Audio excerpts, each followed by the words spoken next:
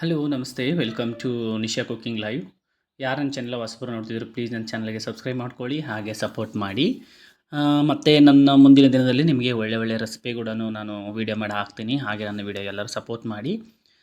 ಬನ್ನಿ, ಇವತ್ತು ಮೊಳಕೆ ಕಾಳು ಪಲ್ಯ ಮಾಡೋದು ಇದನ್ನೊಂದು ಸಿಂಪಲ್ ಆಗಿದೆ. ಇದರಲ್ಲಿ ಒಂದು ಸೀಕ್ರೆಟ್ ಇದೆ, ಅದನ್ನು ಲಾಸ್ಟ್ ಎಂಡಿಗೆ ಹೇಳ್ತೀನಿ ನಾನು. ಇದನ್ನು ಹೇಗೆ ಮಾಡಬೇಕು ಅಂತ. ತುಂಬ ಟೇಸ್ಟಿಯಾಗಿರ್ತದೆ. ಮಕ್ಕಳು ಮಾತ್ರ ಇದನ್ನು ಸೂಪರಾಗಿ ತಿನ್ನುತ್ತಾರೆ. ಯಾರಿಗಿದು ಇಷ್ಟ ಆಗಲ್ಲೋ ನಿಜ ಹೇಳ್ತೀನಿ ಕೇಳಿ, ಎಲ್ಲ ನಿಮ್ಮ ಮಕ್ಕಳಿಗೂ ತುಂಬ ಚೆನ್ನಾಗಿರ್ತದೆ. ನೋಡಿ ಎಷ್ಟು ಸಖತ್ತಾಗಿದೆ ಅಲ್ವಾ. ಇದಕ್ಕೆ ಚಪಾತಿ, ರೊಟ್ಟಿ, ಪರೋಟ, ಆಮೇಲೆ ರೈಸು, ಈ ಥರದಲ್ಲಿ ಎಲ್ಲ ಐಟಮ್ಸಲ್ಲಿ ಕೂಡ ತಿನ್ಬೋದು. ಇದು ಅಕ್ರಗಿ ಸೊಪ್ಪು ಅಂತೇಳಿ ನಮ್ಮ ಕಡೆ ಫೇಮಸ್. ಅಕ್ರಗಿ ಸೊಪ್ಪು ಅಂತ ತುಂಬ ಚೆನ್ನಾಗಿದೆ. ನೋಡಿ, ಯಾರು ನಿಮ್ಮ ಮನೇಲಿ ಮಡಿಕೆ ಕಾಳು ತಿನ್ನಲ್ವೋ, ಒಂದು 2 ಸ್ಪೂನು ರೈಸ್ ಒಳಗಡೆ ಮಿಕ್ಸ್ ಮಾಡಿ ಕೊಟ್ಬಿಡಿ ಮಕ್ಕಳಿಗೆ, ತುಂಬ ಚೆನ್ನಾಗಿ ತಿಂತಾರೆ. ಬನ್ನಿ ಇದು ಹೇಗೆ ಮಾಡೋದು ಅಂತ ನಾನು ನಿಮಗೆ ಹೇಳಿಕೊಡ್ತೇನೆ. ನೋಡಿ, ಮಡಿಕೆ ಕಾಳಿದೆ ಆ್ಯಕ್ಚುಲಿ. ನಿನ್ನೆ ನೈಟು ನಾವು ನೀರಲ್ಲಿ ನೆನೆದು ಹಾಕ್ಕೊಂಡಿದ್ದೀವಿ. ಬೆಳಗ್ಗೆ ಇದು ಆಲ್ರೆಡಿ ಮೊಳಕೆ ಹೊಡೆದಿದೆ. ಈ ಮೊಳಕೆ ಕಾಳು ತುಂಬ ಹೆಲ್ತಿಗೆ ತುಂಬ ಒಳ್ಳೆಯದು. ಒಳ್ಳೆ ಫೈಬರ್ ಕಂಟೆಂಟ್ ಇರ್ತಕ್ಕಂಥ ಫುಡ್ಡು. ಆಮೇಲೆ ಒಳ್ಳೆ ಪ್ರೋಟೀನ್ ಇರ್ತದೆ. ತುಂಬ ಚೆನ್ನಾಗಿರ್ತದೆ ತಿನ್ನೋಕ್ಕೆ. ಹೆಲ್ತಿ ಮಾತ್ರ ತುಂಬ ಒಳ್ಳೆಯದು. ಬೆಳಗ್ಗೆ ಜಾವ ತಿನ್ನಬೇಕು ಈ ಥರ ನೆನೆಸಿಟ್ಟಿದ್ದು, ತುಂಬ ಚೆನ್ನಾಗಿ ಹೆಲ್ತಿ ಮಾತ್ರ ತುಂಬ ತುಂಬ ಅಂದರೆ ತುಂಬ ಒಳ್ಳೆಯದು. ಬನ್ನಿ ಇದು ಹೇಗೆ ಮಾಡೋದು ಅಂತ ನಿಮಗೆ ಸಿಂಪಲ್ ಒಂದು 4 ಅಥವಾ 5 ನಿಮಿಷ ಇದೆ. ಪ್ಲೀಸ್ ಯಾರೂ ಸ್ಕಿಪ್ ಮಾಡಬೇಡಿ, ಹಾಗೆ ನೋಡಿ.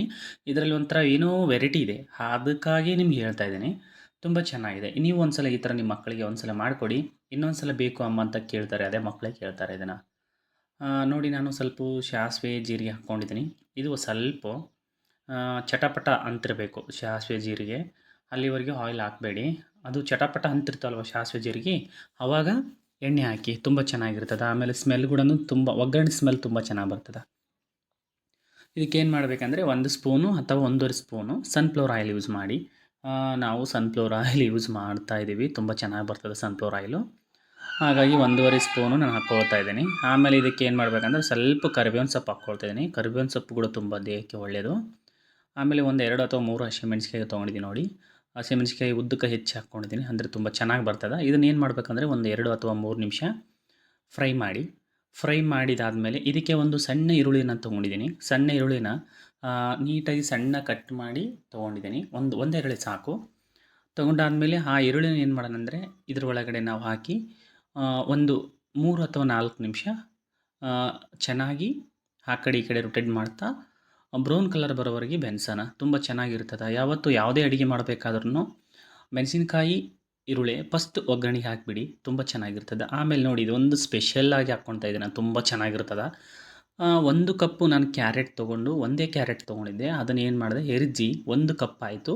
ಇದಕ್ಕೆ ಮಿಕ್ಸ್ ಮಾಡ್ತಾ ಇದ್ದೀನಿ. ಇದನ್ನ ಏತಕ್ಕೆ ಮಿಕ್ಸ್ ಮಾಡ್ತೀನಿ ಅಂದರೆ ಹಸಿ ಸ್ಮೆಲ್ ಎಲ್ಲ ಹೋಗಬೇಕು ಅಲ್ಲಿವರೆಗೆ ಬಾಯ್ಲ್ ಮಾಡಿ. ಆಮೇಲೆ ಒಂದು ಸಣ್ಣ ಟೊಮೊಟೊ ತೊಗೊಂಡಿದ್ದೀನಿ.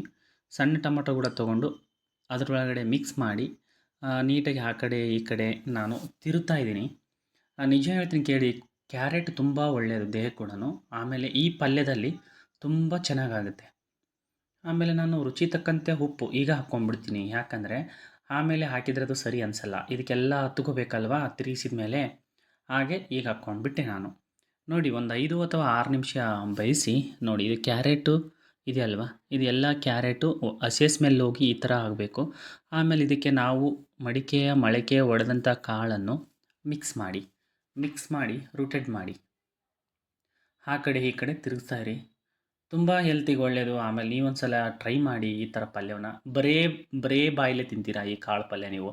ರೊಟ್ಟಿ ಬೇಡ, ಚಪಾತಿ ಬೇಡ, ರೈಸ್ ಬೇಡ, ಏನೂ ಬೇಡ. 1 ಕಪ್ ತಿಂದರೆ ಇನ್ನೊಂದು ಕಪ್ ತಿನ್ನಿಸ್ಬೇಕು ಅನಿಸುವಂಥ ಟೇಸ್ಟ್ ಆಗಿರ್ತದೆ ಈ ಪಲ್ಯ. ತುಂಬ ಚೆನ್ನಾಗಿ ಬಂದಿರ್ತದೆ. ಅದಕ್ಕೆ ನೀವೊಂದು ಸಲ ಟ್ರೈ ಮಾಡಿ. ನೋಡಿ, ಒಂದು 4 ಅಥವಾ ಒಂದು 5 ನಿಮಿಷ ಆದಮೇಲೆ ಇದಕ್ಕೆ ಏನು ಮಾಡಬೇಕಂದ್ರೆ ಒಂದು ಸ್ಪೂನು, ನೋಡಿ ಈ ಥರ ಬಾಯ್ಲ್ ಆದಮೇಲೆ 1 ಸ್ಪೂನು ಚಿಲ್ಲಿ ಪೌಡರ್ ಹಾಕ್ಕೊಳ್ಳಿ. ಖಾರ ಜಾಸ್ತಿ ಇದ್ದರೆ ಕಡಿಮೆ ಹಾಕ್ಕೊಳ್ಳಿ, ಖಾರ ಕಡಿಮೆ ಇದ್ದರೆ ಸ್ವಲ್ಪ ಹಾಕ್ಕೊಳ್ಳಿ. ಇದಾದಮೇಲೆ ನಾನು 1 ಚುಟುಕಿ ಅರಿಶಿನ ಪೌಡ್ರ್ ಹಾಕ್ತೀನಿ.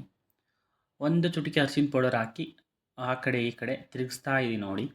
ಇದಕ್ಕೆ ಲಾಸ್ಟು ಒಂದು ಇಂಟ್ರೆಸ್ಟಿಂಗ್ ಏನಪ್ಪ ಅಂದರೆ, ಒಂದು ಸೀಕ್ರೆಟ್ ಅಂದರೆ, ನಾನು ಒಂದು ಸ್ವಲ್ಪ ಒಣ ಕೊಬ್ಬರಿ ತೊಗೊಂಡು ಎರ್ಜ್ಕೊಂಡಿದ್ದೀನಿ ಜಾಡಿ ಒಳಗೆ. ಎರ್ಜಿಕೊಂಡು 1 ಕಪ್ ಆಗಿದೆ ಅದು ಒಣ ಕೊಬ್ಬರಿ ಪೌಡರು. ಆ ಒಣ ಕೊಬ್ಬರಿ ಪೌಡರು ಇದಕ್ಕೆ ನಿಜ ಹೇಳ್ತೀನಿ, ಈ ಪಲ್ಯಕ್ಕೆ ಲಾಸ್ಟ್ ಎಂಡಿಗೆ ಮಿಕ್ಸ್ ಮಾಡಿ ಎಷ್ಟು ತುಂಬ ರುಚಿ ಕೊಡ್ತದಂದರೆ, ಕ್ಯಾರೆಟು, ಒಣ ಕೊಬ್ಬರಿ, ಆಮೇಲೆ ಈ ಥರ ಹಾಕಿದರೆ ಇಂಥ ಐಟಮ್ಸಲ್ಲಿ ತುಂಬ ತುಂಬ ತುಂಬ ಬಾಯಿ ಒಳಗಡೆ ತುಂಬ ರುಚಿ ಕೊಡ್ತವೆ. ಹಾಗಾಗಿ ನೀವು ಕೂಡ ಇದೊಂದು ಸಲ ಟ್ರೈ ಮಾಡಿ, ಸಖತ್ತಾಗಿರ್ತದೆ. ಮಿಸ್ ಮಾಡದೆ ದಯವಿಟ್ಟು ಮಾಡಬೇಕು ನೀವು ಕೂಡ. ಅದು ಹೇಗಾಗಿದೆ ಅಂತ ನನಗೆ ಕಮೆಂಟ್ಸ್ ಮಾಡಬೇಕು. ಓಕೆನಾ? ನೋಡಿ ನಾನು 1 ಕಪ್ಪು ತೊಗೊಂಡಿದ್ದೀನಿ ಒಣ ಕೊಬ್ಬರಿ 1 ಕಪ್ಪು ತೊಗೊಂಡು ಒಂದು 4 ಅಥವಾ 5 ನಿಮಿಷ ಹಾಗೆ ಆ ಕಡೆ ಈ ಕಡೆ ಫ್ರೈ ಮಾಡ್ತಾನೆ ಇರಿ. ನೋಡಿ ಎಷ್ಟು ಚೆನ್ನಾಗಾಗಿದೆ ಅಂದರೆ ಈ ಪಲ್ಯ ಇನ್ನೊಂದು ಸಲ ತಿನ್ನಬೇಕು. ಡೈಲಿ ಇದ ಪಲ್ಯ ಬೇಕು ಅಂತಾರೆ, ಎಲ್ಲರೂ ಅಂತಾರೆ. ಆ ಥರ ಚೆನ್ನಾಗಾಗಿರ್ತದೆ. ಅದಕ್ಕೆ ದಯವಿಟ್ಟು ನೀವು ನಿಮ್ಮ ಮನೇಲಿ ಒಂದು ಸಲ ಟ್ರೈ ಮಾಡಿ ಗಾಯ್ಸ್. ಆಮೇಲೆ ಇದು ನೋಡಿ ಒಂದು 5-10 ನಿಮಿಷ ಫ್ರೈ ಅಂದಮೇಲೆ ನೋಡಿ ಎಷ್ಟು ಸಖತ್ತಾಗಿದೆ ಅಲ್ವಾ? ಇದಕ್ಕೇನು ಮಾಡೋಣ ಅಂದರೆ ಮೇಲೆ ನಾವು ಸ್ವಲ್ಪ ಜವಾರಿ ಕೊತ್ತಂಬರಿ ಸಣ್ಣಗೆ ಕಟ್ ಮಾಡಿ ಸುತ್ತೂರ್ದು ಎಲ್ಲ ಹಾಕೋಣ. ಎಷ್ಟು ಸಖತ್ತಾಗಿ ಕಾಣ್ತಿದೆ ಅಂದರೆ ಅಷ್ಟು ಸಖತ್ತಾಗಿದೆ. Thank you so much guys, ನನ್ನ ವಿಡಿಯೋ ಎಲ್ಲ ನೋಡೋದಕ್ಕೆ ತುಂಬ ಥ್ಯಾಂಕ್ ಯು, ಲವ್ ಯು. ಹಾಗೆ ನೆಕ್ಸ್ಟ್ ವಿಡಿಯೋ ಕೂಡ ನನ್ನ ರೆಸಿಪಿ ಬರ್ತವೆ. ಪ್ಲೀಸ್ ಎಲ್ಲರೂ ಸಪೋರ್ಟ್ ಮಾಡಿ. ಮುಂದೆ ಮುಂದೆ ಒಳ್ಳೆ ರೆಸಿಪಿ ಕೂಡ ನಾನು ಹಾಕುತ್ತೇನೆ. ದಯವಿಟ್ಟು ನನ್ನ ವಿಡಿಯೋಗೆ ಎಲ್ಲರೂ ಸಪೋರ್ಟ್ ಮಾಡಿ. ನೋಡಿ ಎಷ್ಟು ನೀಟಾಗಿದೆ ನೋಡಿ ಅಲ್ವಾ?